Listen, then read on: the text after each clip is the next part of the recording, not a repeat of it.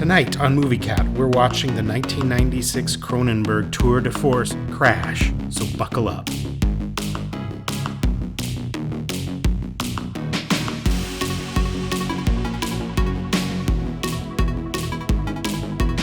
Crash was written and directed by David Cronenberg. The screenplay was based on the 1973 novel by J.G. Ballard. The movie stars James Spader, Deborah Unger, Holly Hunter, Elias Koteas, and Rosanna Arquette. Tonight I'm watching the Region 1 1998 dual version DVD. We'll be discussing both the R-rated and NC-17 versions. I first saw this film in a teeny tiny art house cinema, and frankly, the DVD is a much better experience than that place. Sorry, Richard. This is one of those films that gets better every time you see it. I am, however, giving Crash a C+ for general viewership, but I'm giving it an A+ for its target audience of cinephiles and general outsiders. I'll explain more about why in a little bit. Crash is a strange little film that usually confuses people. Is it about fornicating? Is it about people getting into car crashes? What's the connection? And is this some kind of non-normative thing? That's about as far as people typically go with this movie. So what's the answer? Well, yes, it is about those things, but it's also about some more complicated ideas. J.G. Ballard's book Crash was published in 1973, but it wasn't until 1984 that psychologists identified the specific paraphilia called symphorophilia. Put simply, it is the attraction to wrecks, crashes, or accidents that could be lethal. What Cronenberg deals with in Crash is a growing disconnection between people, and he places the blame squarely on technology. In Ballard's book, the technology depicted is cars, but we can see in several other Cronenberg films that technology and human interpersonal relations are a common theme. The book, Crash, seems to be perfect for an adaptation by Cronenberg. How we as human beings interact and evolve with our technology has been a topic of much discussion in recent years. Many experts see a technology that was intended to bring us more together having the opposite effect. Phones, computers, the internet are fantastic tools at removing our need and then our ability to connect with others in the real world. There is an increasing isolation growing in our society, which makes Crash a uniquely prescient film. In Crash, we are first introduced to a married couple, James and Catherine. Clearly they have an open marriage and are quite promiscuous, but the connection they have with each other as well as their suitors is distant and depressed. They seem a bit lost. Working late one night, James gets into a car crash on his way home. A head-on collision with Dr. Helen Remington and her husband, who dies in the crash. In the delirium following the crash, James experiences a vague amatory feeling. Later, as James recovers in the hospital, he and Catherine recount the crash, Catherine describing it in an alluring way. As James learns to walk again at the hospital, he encounters Helen. She gives him a mean look, indicating that she knows he is responsible for their crash. James also meets Vaughn, who questions James about his injuries. The two exchange a charged look, the beginning of their connection that will grow throughout the film. Many days later, James is released from hospital and eventually searches out his totaled car at the police impound lot. There he encounters Helen, who is looking for her own car. They meet and talk. James gives Helen a ride to the airport. They discuss that there seems to be more traffic on the streets, an indication that they are becoming more and more aware of their actual connection to cars and technology in general. They subtly flirt and then almost get into another car crash. This triggers their libido and they end up passionately going at it in the airport parking garage.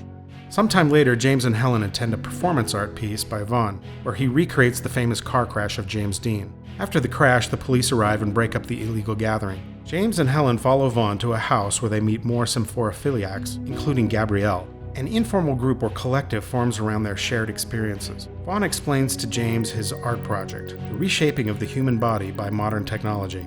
We later learn that this isn't the case, but actually is, at least in part, the point of the movie. Vaughn also shows James that he has been spying on him and taking photos. The group continue to probe the boundaries of their newly found paraphilia. Each person's expression of it is unique, but they all share an empathy for one another. With each small step and each experiment, the group's members become triggered. Vaughn seems to be way ahead of everyone. At a pivotal point in the story, as James and Vaughn drive around in his convertible, Vaughn explains to James, as well as the audience, his theory about a benevolent psychopathology that drives people's libido, and to understand that is his actual project. It is, in fact, the point of the film. The climax of the film comes when Catherine and James are driving in her car at night. Vaughn finds them on the road in his large convertible. The two cars race and bump each other, nearly causing a crash a few times. Euphorically, Vaughn drives off a bridge and falls into a passenger bus below, dying in the process.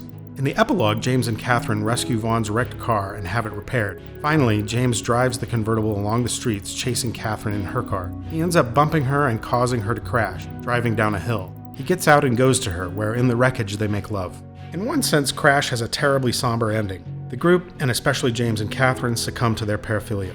In another sense, Crash has a joyous ending for the exact same reason. James and Catherine have discovered what makes them happy, and the crash allows them to connect on the deepest of levels. It's this dichotomy that disturbs most audiences. There's truth in both paradoxical interpretations. The issue at the root of the film remains. What is it that drove them apart in the first place? Ballard and then Cronenberg assert that what is driving us as humans apart is our own technology. That technology has an isolating effect on us that slowly corrodes our ability to have meaningful interpersonal relationships. But because technology comes from us. It is our evolution, meaning we cannot separate from it. It is true that the majority of people today could not survive in the world without technology.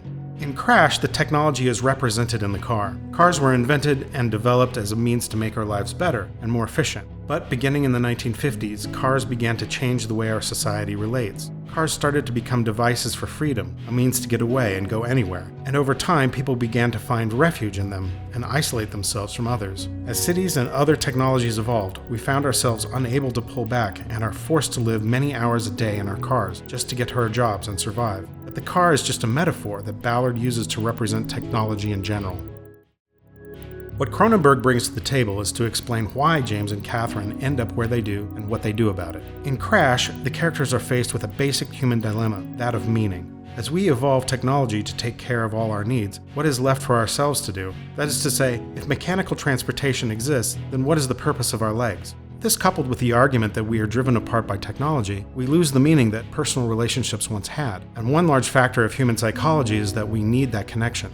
In an age where technology is so intertwined with our very existence, the psychology of relationships becomes a psychopathology. We create technology, the technology becomes part of our very selves. Simultaneously, that technology drives a wedge through our necessary human connections. We are therefore forced to redefine those connections and rediscover what those connections mean.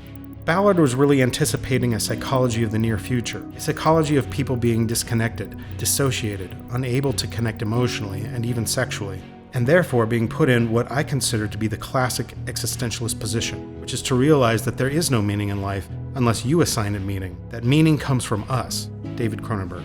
This is the problem that James and Catherine are faced with at the beginning of the film. They are leading a life without meaning. The drama of the film comes from them being awakened and taking the responsibility to assign meaning to their lives. Surviving the trauma of facing up to this problem, accepting it, and then engaging in their new life is why Crash has a happy ending. Of course, Ballard could have illustrated this process in a less extreme way. However, the most obvious technology that was isolating us in the 1970s was the car, with television following close behind. It could be reasoned that if we were on the path to becoming totally dependent on our cars, in effect becoming one with our cars, then how does that affect our most intimate human connections? How does one express their sexuality through the veil of technology if that technology is a car? The car becomes a fetish object, the driving becomes foreplay, the race becomes intercourse, and the orgasm is a crash. Now, why am I giving this film a C+ for general audiences and an A+ for its intended audience? Crash is unfortunately a film that most people won't bother to think very hard about, even though it addresses issues that are affecting us more and more. Also, its graphic nature could be a big turnoff for most people. Its very nature is a subject and depiction that makes people uncomfortable, so it gets a C+. But Cronenberg isn't trying to convince anyone of anything, and he certainly didn't make Crash as a PSA. He made it as an art film to open up discussion. The film is the beginning of the conversation, and it does this beautifully. This is why I'm giving the film an A+ for its target audience of cinephiles and general outsiders. Firstly, Crash is beautiful. Everything about this film is sleek, cool, and seductive. Cronenberg's film is a seduction in itself. He visually seduces us with every minute of this film. Some people would describe the look of the film as cold, but I would strongly disagree. Its colors are quite vibrant at times and muted at other times. What Cronenberg seems to be doing is amplifying some colors by muting those around it, drawing your attention to what the filmmaker wants you to see specifically. Another aspect of the filmmaking from a technical standpoint that I found impressive is Cronenberg's camera work. For the most part, it is slow and sensual. Cronenberg depicts his actors as hyper-sexy, but he gives the same treatment to the cars. The camera's view in this film is not that of an average audience member, but rather, the camera acts as if it shares the same paraphilia that the characters have. The camera is in love with the cars as much as it is in love with the actors. The lighting and cinematography only serve to amplify this, often creating mystery and obscurity. This seems to be a directive from Cronenberg, and it carries over to the music.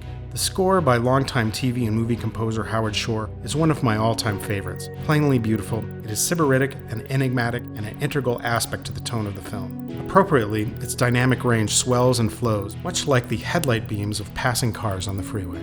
Of course, the A-list cast brings so much to this film, and considering the difficult depictions in this film, this isn't territory for amateurs. James Spader is coolly level-headed in the film, constantly suppressing his confusion as to what is happening to him, while still allowing his desire to sneak through his eyes. Deborah Unger gives a tremendous performance as James's wife Catherine, exuding yearning without crossing the line into camp. Naturally, Holly Hunter is perfect, but it is a bit strange to see Hunter in a role like this since she doesn't usually do roles that are so sexualized. But her performance and range prove that yet again, she shouldn't be underestimated. Elias Koteas is the perfect mad scientist. Koteas as Vaughn is so sincere and troubled that what the character proposes is inviting as opposed to repulsive.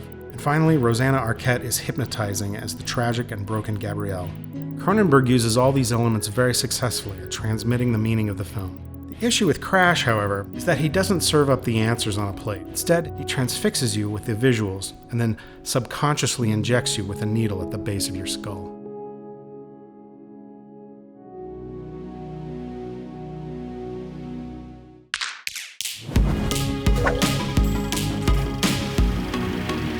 Hey movie cats, I'm just a puppet, but there are real cats out there that need your help, really. Please take some time to locate the cat shelter that is nearest to you and make a donation. And if you're in need of some love, as we all are, you can adopt a cat from that shelter and improve your life, as well as the lives of our feline friends. This week, Movie Cat is highlighting this shelter. Thanks so much for your help.